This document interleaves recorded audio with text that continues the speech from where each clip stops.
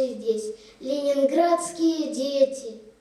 И цветы говорят, что о них не забыли, что мы плачем о них даже в новом столетии. В Доме культуры имени Маяковского подвели итоги 9-го ежегодного конкурса чтецов «Набат войны стучит в сердца».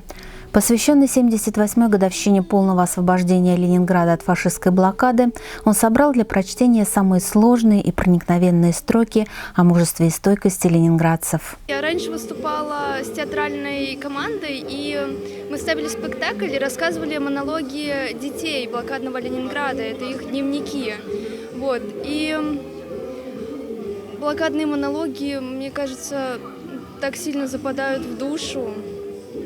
Прям настоящие эмоции людей, которые находились в блокаду в Ленинграде. Из года в год интерес к конкурсу только растет. На этот раз в нем приняло участие несколько десятков юных чтецов из Метлостроя, а также гости из поселка Понтонный, города Колпино, Пушкинского и Невского районов. Все ребята получили памятные дипломы участников. Давным-давно на Дальнем Востоке, в городе Хабаровске, 50 лет назад, будучи школьницей, я участвовала во всех конкурсах чтецов.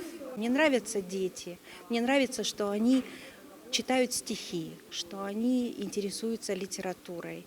Ведь чтобы подобрать стихотворение на выступление, ведь сколько нужно прочитать, сколько нужно пропустить через себя, чтобы понять, что это то, что ты хочешь читать на конкурсе. Это очень важно. И, честно говоря, я преклоняюсь, я горжусь ими. Победителем конкурса чтецов в категории 1 и 4 классы стал ученик 453-й школы Артем Тимошков. Среди 5-8 классов победу одержала постоянная участница конкурса, ученица 621-й школы Елизавета Ушакова.